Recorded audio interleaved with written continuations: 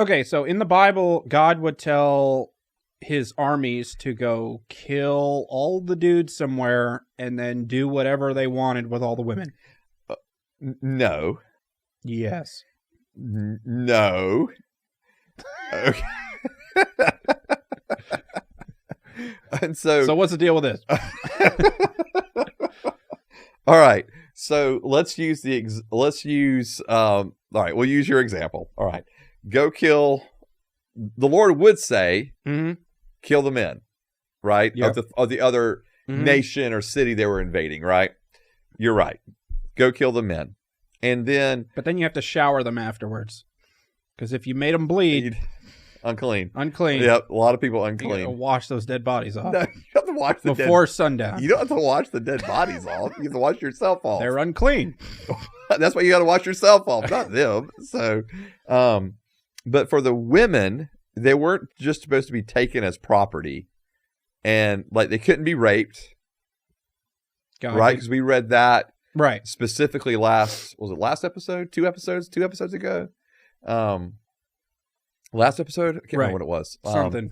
And so, Deuteronomy is really clear, and this is why it's laying this out in like Deuteronomy, like, hey, you're going in, like you're going into this land, the promised land. The Lord is going to have men in a whole city wiped out. You can't just go rape the women. Okay. So they weren't just going to allow to go do anything with the women. And what were they allowed to do with the women? Well, what was God letting these dudes do with all these women? Right. So in Deuteronomy 21, when you go to war against your enemies, and the Lord your God hands them over to you, and you take some of them prisoner, and if you see a beautiful woman among the captives, desire her and want to take her as your wife, you are to bring her into your house. She is to shave her head, trim her nails, remove the clothes she was wearing when she was taken prisoner, live in your house, and mourn for her father and mother a full month. After that, you may have sexual relations with her and be her husband, and she will be your wife. Then if you are not satisfied with her, you are to let her go where she wants, but you must not sell her or treat her as merchandise, because you have humiliated her. So that's the instructions that's in Deuteronomy to the women that were taken captive. So, or that were there among the captives. And so you're not wrong. So they can be taken as wives, and they're allowed basically a month to mourn the loss of their parents. Or their husband. Yeah, or their husband. And then they can have sexual relation. You can have the individual, the Israelite man who's taken her in as a wife, can have sexual relations with her and be her husband, and she will be his wife. And that sounds terrible. Hey, it's been a month. Stop crying. It's sex time. I mean, I understand, like, it doesn't paint especially in our culture today, Lord have mercy, doesn't paint a good picture. And so what it's trying to do is give provision for these women so they're not completely just left without anything. Because in all of this, they're not left in a burned down town with no dudes around to rebuild it. Right. Or just to starve to death. Right. Because not just the Israelite societies, but none of the societies, would have been able to give provision for women like this. So I'm without them having to become prostitutes. Right. Yeah. I'm assuming all the other nations would kill all the dudes, rape them right there, and then leave them. Right. No, that's a good point. Okay. Yeah. So, so this is, at least it's preventing the idea of just raping women. Yeah. And it's preventing the idea of treating them just as sexual objects. Although the last verse I read, right? If you're not satisfied with her, you are to let her go where she wants, but you must not sell her or treat her as merchandise, because you have humiliated her.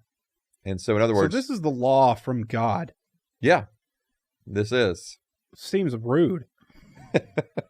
This is, I mean, and this is why people have tough times with passages like this. Right. So what's the answer? How do I not have a tough time with a passage like this? Yeah. So number one, again, as you said before, there's actually provision for them, so they're not completely just left alone. They can be cared for and supported, and they don't have to just become a prostitute, which would have been their, to be honest with you, their other outlet, their other choice, basically. But only for the hot ones. The ones that the dudes thought were beautiful. that they get to be taken as wives. Yeah, but we all know all the ugly ones turn into prostitutes. No, I mean, I'm sure others would have been taken in as servants and that kind of thing. Okay. And then the idea, if you're not satisfied with her, but you are to let her go where she wants. In verse 14 of chapter 21, which we just read, mm-hmm. So the idea of if you are not satisfied with her, in other words, if there's a point in which you no longer desire for her to be your wife, okay, is what it's saying, then you are to let her go wherever she wants. And what's interesting is that in the idea of to let her go wherever she wants, that idea of want there is like whatever she is desiring in her person, in her soul, in her heart. Mm-hmm. And so, but you must not sell her. So in other words, she's not property. You can't just sell her. Mm-hmm. You cannot treat her as merchandise. You can't just use her as property. And because you have humiliated her. And so it's the idea of, okay, if you're no longer satisfied with her, then you have to do what she, in her soul, in her heart, in her person, we're just reading from the Hebrew here, wants. But you can't sell her. You cannot treat her as property. You cannot use her, abuse her. And because the reality is, if you do that, if you remove her as your wife, take her to where she wants to go, then you've humiliated her, because it's going to be difficult for her in this day and time of society for her to remarry. Okay. At least in the Israelite world. Mm-hmm. Okay. What she could have done is gone back to outside of Israel and been able to possibly, depending on age, find a husband there in that society. Okay. So, but this is after she's been having sex with you. Correct. Yeah. Okay. Yeah. And so she would no longer be considered a virgin, and that would be an issue, especially within the Israelite world. Right. And so, but it does put the onus back on the man, because, hey, if you've humiliated her, then that humiliation is also on you as well. And because of how you have handled her and what you have done. And so leaving women without their husbands is humiliating for whoever did it. Yes. Yeah. Okay. Yeah. And because, I mean, it's almost like you didn't have to have sex with her either. No, you didn't have to. No, you didn't have to. And so I think that, again, a lot of this is viewed through the lens of, and I think if we back it up one more step further, this is why things, we were talking about war a couple episodes ago. War's messy, and here's the this is the provision of, in the midst of this war, you kill husbands, or mm-hmm. What are we going to do with the women that remain? And it's trying to give the women an opportunity to have a humane life after that. Okay. A life of dignity and worth and value. And so God could have said, kill the women too. Absolutely, he could have. Okay. And so he's trying. And so what about children? Yeah, I mean, I think that's a really good question, because it doesn't address that here. And so if the children, what's that? Kill the children.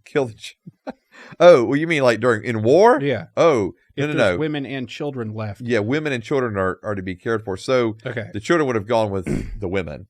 Oh, okay. Yeah. I got you. Yes. Okay. Yeah. So children would have gone with their women, with their moms. So they're your kids now.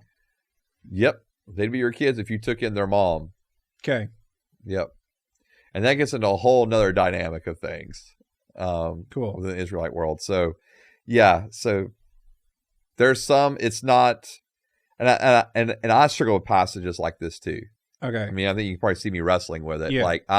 I struggle with these passages too. I am not a Hebrew scholar, and I would like to dive more into some of this stuff because some of this stuff doesn't sit right with me either. Mhm. But I am trying to understand it in light of the cultural context of the day. Yeah. And it was so vastly different. The Lord is trying to provide them a sense of welfare and honor. And that's why it's saying, if you basically remove her as your wife, you've humiliated her. In other words, you've taken away her honor. And so, and I think that's a pretty big deal, because actually that Hebrew word there for humiliate is like you've afflicted her. Mhm. And so it's a big deal, the fact that, you know, if you put her aside and discard her, that you are actually putting affliction back on her. I mean, as if she hasn't already been through enough.